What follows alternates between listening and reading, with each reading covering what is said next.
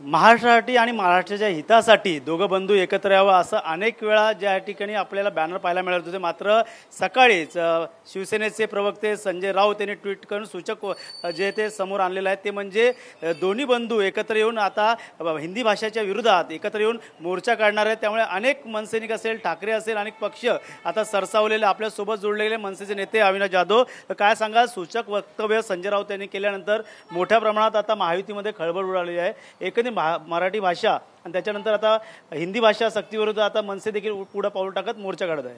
मला असं वाटतं की मागच्या अनेक दिवसापासून ज्या वेळेला मी मीडियाशी बोलतोय त्या वेळेला मी एक गोष्ट प्राचार्यांनी म्हणत होतो की जेव्हा कधी मराठी भाषेसाठी एखादी गोष्ट करावी लागणार त्यावेळेला सन्माननीय राजसाहेब पहिलं पाऊल पुढे टाकतील आणि काल तसं झालं। सन्माननीय राजसाहेबांनी पहिलं पाऊल उचललं। या मोर्चा एकत्र सर्व पक्ष एकत्र येऊन हा मोर्चा निघावा असं सन्माननीय राजसाहेबांनी आवाहन केलं आणि त्याच्यानंतर काल संजय राऊतांशी देखील साहेबांचं बोलणं झालं आणि त्यांनी देखील या मोर्चाला सामील होण्याचं आश्वासन दिलेलं आहे। सो मला असं वाटतं की सन्माननीय राजसाहेब ज्या वेळेला मराठी माणसाला किंवा मराठीवर ज्या वेळेला एखादी गदा येते त्यावेळेला साहेब पहिलं पाऊल उचलतात आणि त्याची सुरुवात काल झाली आहे। संपूर्ण महाराष्ट्रातील विविध संस्था असतील, छोटे छोटे पक्ष असतील, हे आम्हाला कॉल करतायत, आमच्याशी संपर्क करतायत आणि आम्ही सगळेजण मोठ्या संख्येने या मोर्चामध्ये उपस्थित राहणार आहोत। आणि कलाकार आहेत, ठाण्यातले अनेक लेखक आहेत, यांचे पॅरेंट संघटनेची लोक आहेत, यांनी देखील आम्हाला सांगितलेलं आहे की आम्ही या मोर्चाला येतोय, सन्माननीय राजसाहेबांना सांगा। मात्र या हिंदी सक्तीवरनं पाहिलेलं तर आत्तापासूनच लहान मुलांसाठी जी पुस्तकामध्ये धडे जे देण्यात आलेले आहे या अगोदर नव्हते। कुठंतरी दिल्लीकरांचं या ठिकाणी महाराष्ट्रावरती लादलेलं हा हिंदी भाषा सक्ती आहे का? बघा, अनेक अभ्यास तज्ज्ञांचं असं मत आहे की 1ली ते 4थी ही लहान मुलांना मातृभाषा शिकवली गेली पाहिजे, बरोबर आहे। जर तज्ज्ञांचं असं मत आहे तर मग हे शिक्षण खात्यातले कोण एवढे मोठी ही लोक आहेत की जी आमच्यावर लादत आहेत? संपूर्ण देशामध्ये जम्मू काश्मीरमध्ये ही 3री भाषा हे आहे। सो आमच्यावर का लादत आहे? शेवटी केंद्र शासनाने काय म्हटलं, राज्य शासनाने हा निर्णय घ्यावा ना, तुम्ही काय निर्णय घेताय? सो काल सन्माननीय राजसाहेबांनी ज्यावेळेला मंत्री आले होते, मंत्री मोदी आले, त्यांना म्हटलं होतं तुमचं 1ली ते 4थीतलं शिक्षण कशात झालं? तर त्यांनी सांगितलं मराठीत झालं। तिथे जे अधिकारी बसले होते त्यांना विचारलं तुझं 1ली ते 4थीतलं शिक्षण कशात झालं? तर त्यांनी सांगितलं मराठीत झालं। जर तुम्ही मराठीत शिकून जर एवढ्या मोठ्या पोस्टवर येऊ शकता तर आत्ताची नवीन पिढी का नाही येणार? तुम्ही त्यांना का कमजोर समजताय? सो हे जे सगळं चालू आहे ना, ती दिल्लीश्वरांना खुश करण्याचं त्यांचा प्रयत्न आहे आणि तो आम्ही हाणून पाडणार। लहान मुलांपासून आत्तापासूनच दप्तराचं ओझं वाढत चाललेलं आहे। त्यामुळे पाहायला गेलं तर उदय सामंत म्हणतात की असं काही सक्ती नाही आहे, मात्र सर्वच भाषा शिकावी। त्यानंतर येणाऱ्या काळात राज ठाकरे आणि उद्धव ठाकरे हे आत्ताच या निमित्त एकत्र आलेत, मात्र येणाऱ्या काळात येतील का नाही त्याची वाट पाहू असं त्यांचं म्हणणं वाटतंय की उदय सामंतांनी गुजरातमध्ये जाऊन सांगावं की तिथल्या मुलांना हिंदी शिकवावी, आम्हाला सांगू नये। महाराष्ट्रात मराठीलाच प्राधान्य असेल, 1ली ते 4थीची मुलं ही मातृभाषा शिकतील आणि तीही मराठीतूनच। मग तो कुठल्याही राज्यातनं आलेला असेल त्याला मराठी शिकावी लागेल आणि तरच आम्ही शांत बसणार आहोत।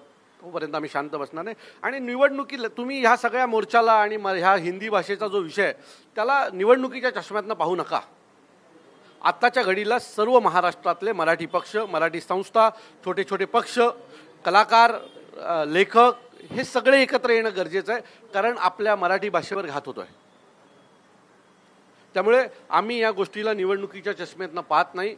महाराष्ट्र नवनिर्माण सेना एक मराठी या विषयावरचा पक्ष आहे, शिवसेना हा एक मराठी विषयाचा पक्ष आहे। सो असे सगळे मराठीवर प्रेम करणारे जे पक्ष आहेत त्यांनी एकत्र यावं आम्ही आवाहन केलंय। आम्ही राष्ट्रवादीवाल्यांना पण सांगणार आहोत, आम्ही काँग्रेसवाल्यांना पण सांगणार आहोत, त्यात काम करणारी जी काही मराठी लोक आहेत ज्यांना मराठीवर प्रेम आहे अशा सगळ्यांना आम्ही आवाहन केलेलं आहे। का नाही करायचं? मी म्हटलं ना, ते देखील मराठीवर प्रेम करणारी लोक आहेत, वर्षानुवर्ष मराठी भाषेसाठी त्यांनी काम केलेले लोक आहेत ती। तर त्यांनाही आम्ही सोबत घेणार, एकत्र येणार आणि एकत्र येऊन ताकदीने मोर्चाला दाखवणार। मराठी माणसाची ताकद ही ठाण्यातनं सगळ्यात मोठ्या प्रमाणात बाहेर काढायचं काम आम्ही करणार। सदावर ते नेहमीच टीका करत असतात मनसेवरती, त्यांनी पुन्हा टीका करत आता या ठिकाणी डिवसण्याचा प्रयत्न मनसेला केला। सदावर्ते हा भारतीय जनता पक्षाने पाळलेला माणूस आहे, बरोबर आहे। आणि ह्या माणसाला ज्या वेळेला मध्ये तुम्ही बघायला सिद्धिविनायक मंदिराचा जो काही विषय झाला त्याच्या वेळेला हा पुढे आला।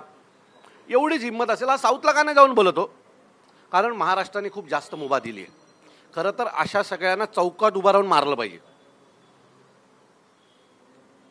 मला वाटतं की हा असाच बोलत राहिला ना तर महाराष्ट्रातला मराठी माणूस याला सोडणार नाही, याला बोलण्याच्या लायकीचा ठेवणार नाही, एवढं नक्की. मात्र या मोर्चामुळे कुठेतरी आता महायुतीमध्ये आता या ठिकाणी दस्ती घेण्यात आलेली आहे. पाहायला गेलं तर जर दोघं भाऊ एकत्र आले तर भविष्यात निवडणूक देखील आहे. पहिलं पाऊल हे हिंदी भाषेच्या विरोधात आहे.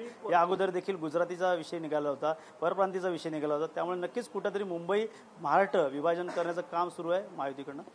मला असं वाटतं की हा जो विषय आहे तो सरकारने समोर आणला ना हिंदी सक्तीचा. त्याने जर तो आणला नसता तर आज ही वेळ आली नसती. त्यांनी घेतलेला तो निर्णय आहे आणि तो निर्णय कधीतरी त्यांना महाग पडणार होता आणि याची हे तुम्हाला महाग पडेल याची सतत सन्माननीय राजसाहेब यांना सूचना करत होते सरकारला. पण त्यांना ते गर्वाने भरले होते. सो गर्वाचं घर नेहमी खाली असतं. मी तुम्हाला सांगतो हा मोर्चा हा भूतो न भविष्य होईल आणि महाराष्ट्रात एवढा मोठा मोर्चा कधीही निघाला नाही एवढी मराठी माणसं रस्त्यावर उतरतील. काय आव्हान असेल लोकांना आणि महायुतीला काय सल्ला असेल तुमचा? बघा आमचं आव्हान तर आहे, आम्ही येत्या 30 किंवा 1 तारखेला आमच्या ठाण्याची एक बैठक लावणार आहोत.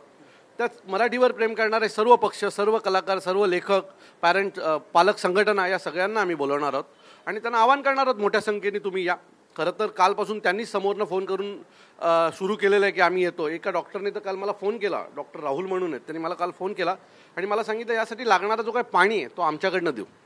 जर अशा प्रकारे जर मराठी माणूस समोर येणार असेल तर मला वाटतं की याच्यापेक्षा मोठं काय असू शकतं ना, की एका डॉक्टरला वाटतं की माझ्या मराठी माणसाचा मोर्चा निघतोय आणि त्यात मला माझा हातभार द्यायचा आहे आणि तो पाण्याच्या रूपाने आम्हाला मदत करणार असेल.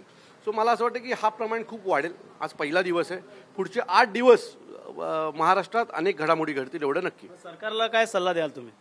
सरकारला आमचा सल्ला आहे की तुम्ही जो काही निर्णय घेतला आहे त्याच्याबद्दल तुमचे आभार. कारण आज तुमच्याच निर्णयामुळे या महाराष्ट्रातला सर्व मराठी माणूस एकत्र येतोय, सगळे पक्ष एकत्र येत आहेत, सगळ्या संस्था एकत्र येत आहेत, सगळे कलाकार, पॅरेंट संघटना सगळे एकत्र येतात.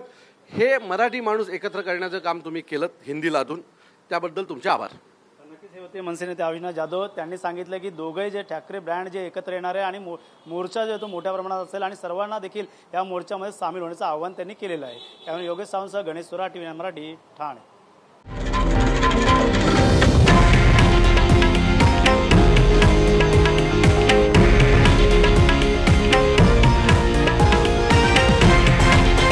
हे आहे देशातील नंबर 1 न्यूज नेटवर्क आणि आपण पाहत आहात TV9 मराठी, एकमेव.